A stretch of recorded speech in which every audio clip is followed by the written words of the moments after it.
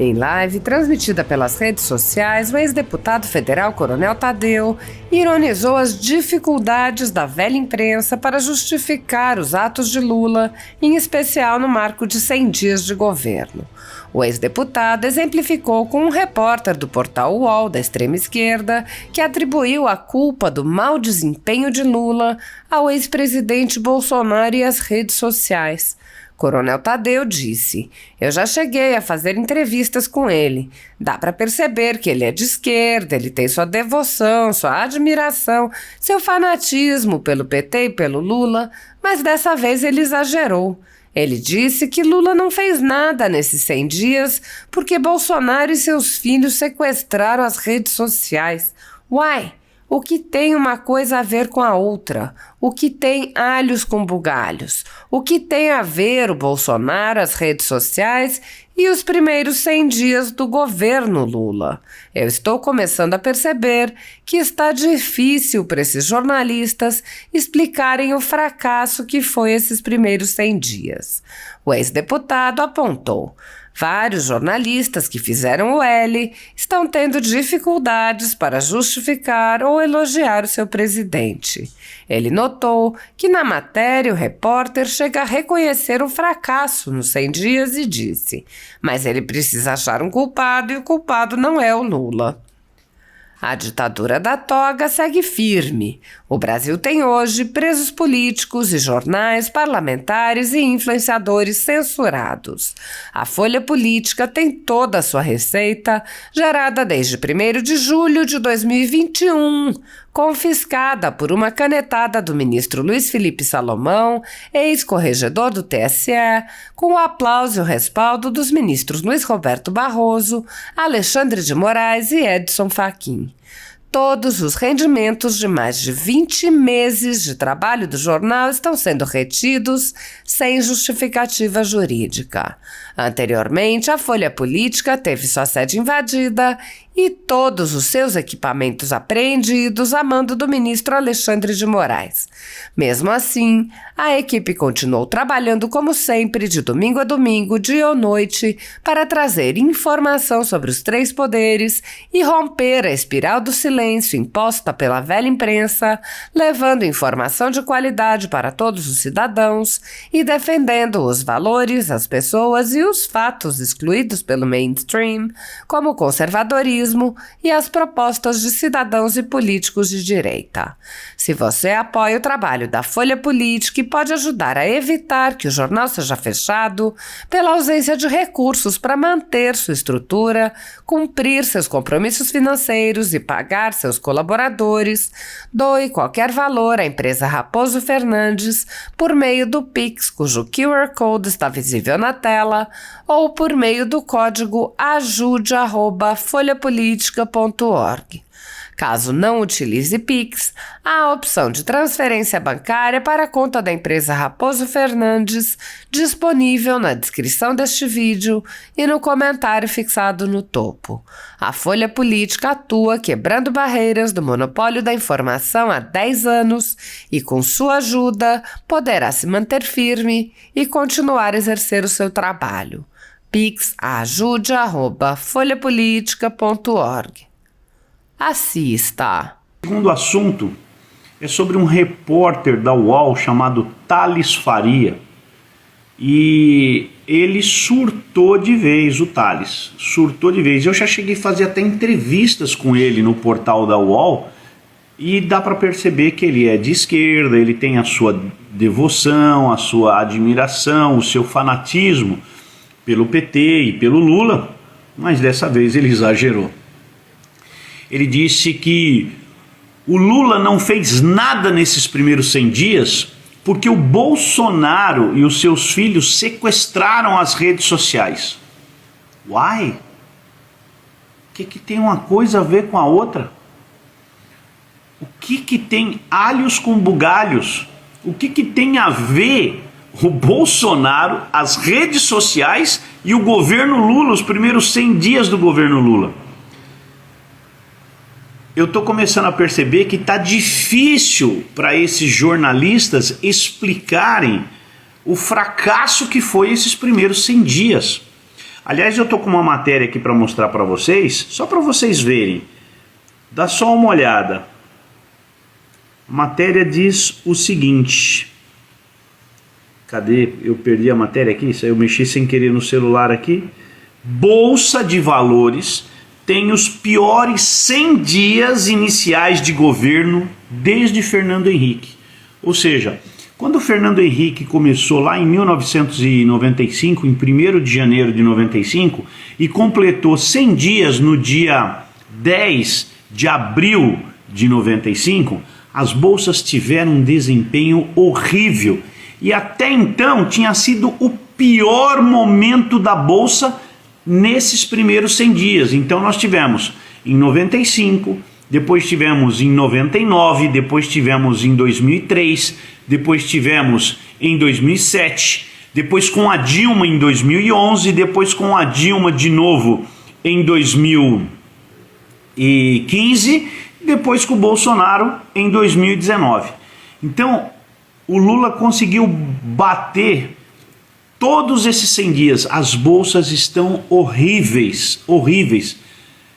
E isso tem atrapalhado muito a economia brasileira, vocês não fazem ideia, gente. E o Thales Farias, aliás, não é só ele, há vários jornalistas que fizeram o L, né? Deixa eu fazer o L aqui, sei lá, não sei se eu faço com essa mão ou com essa para ficar o L mesmo para vocês, né? Mas vários jornalistas que fizeram L estão tendo dificuldades para justificar ou elogiar o seu amado candidato das eleições de 2022, o Luiz Inácio Lula da Silva. E o Thales, então, esse exagerou mesmo. Quer dizer que o culpado do Lula não ter feito nada nos 100 dias, ele já reconhece que o Lula não fez nada. Ele já reconhece, o Thales. Mas ele precisa achar um culpado, e o culpado não é o Lula. Afinal de contas, ele é o presidente, por que ele seria o culpado? O culpado é o Bolsonaro, que sequestrou as redes sociais, em especial os filhos deles.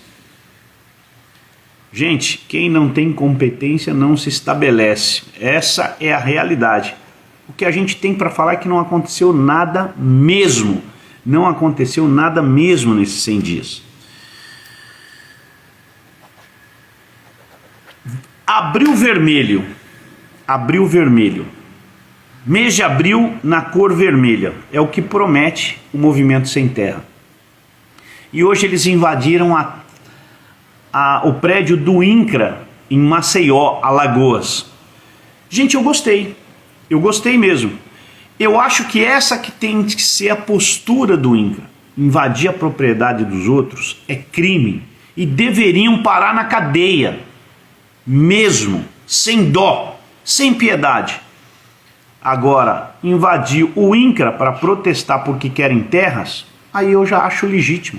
Vai lá, ocupa o prédio, invade o prédio e senta com o superintendente do INCRA, mostra a terra que você quer, que você acha que é improdutiva, coloca na mesa, senta, conversa e aí sim o governo que tome as providências de desapropriação e depois nova demarcação dessa propriedade, dando aí a quem está querendo produzir, trabalhar um pedaço de terra e produzir. Faça isso. Esse eu acho que seria o correto do INCRA fazer. O tempo inteiro. Agora, invadir por invadir, para ganhar manchete de jornal, para ganhar popularidade, isso aí não resolve absolutamente nada. E se esse país fosse sério, gente, se esse país fosse sério, a cada invasão deveria sair no mínimo uns 40 presos, sem dó mesmo. Mas infelizmente, ainda nós não temos um país sério, não temos, infelizmente. Acham que eles têm direito de invadir a propriedade, tem direito nada. A propriedade tem dono, tem que ser respeitada e assim manda a Constituição. Não pode se permitir isso. A autoridade não pode ser frouxa. A autoridade tem que andar com o código, com a lei debaixo do braço e fazer cumprir, sob pena de ser condenado por negligência, por prevaricação. Ato de ofício que deveria tomar providências e não tomou. mas infelizmente esse é o Brasil e a gente ainda tem que conviver com determinadas coisas, né? E por último, gente, vamos falar dos 100 dias do Lula? Já estamos com... Eu separei algumas coisas aqui do governo Lula. O que eu vi até agora? O governo tentar desarmar o cidadão de bem e não tentou desarmar o bandido.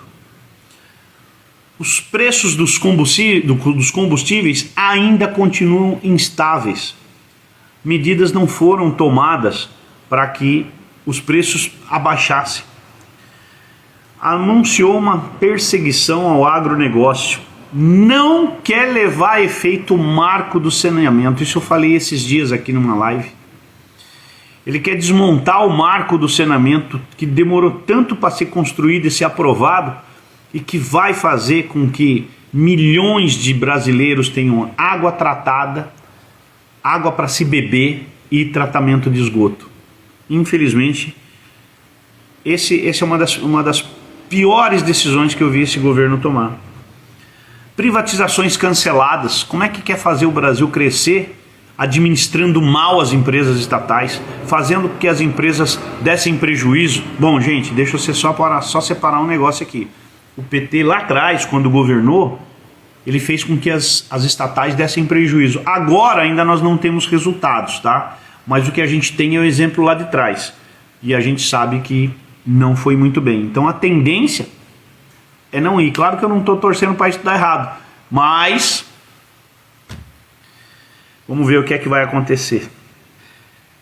Com o PT as invasões voltaram. Nós estamos vendo invasão atrás da outra, né? O BNDES bancando obras no exterior. Se vocês estão lembrados, eu não lembro mais qual é a obra, mas vai ser emprestado dinheiro para a Argentina para construir uma obra que eu não lembro qual é agora. Empresas deixando o Brasil. O Mapping nem existe mais. O Macro anunciou o fechamento das suas últimas 20 lojas. O Macro, que é uma empresa holandesa, está deixando o Brasil e obviamente deixando aí algumas centenas ou milhares de pessoas desempregadas. O tamanho do Estado aumentou, é uma observação que eu faço, 37 ministérios contra 26 do governo Bolsonaro, então aumentou bem a despesa, né?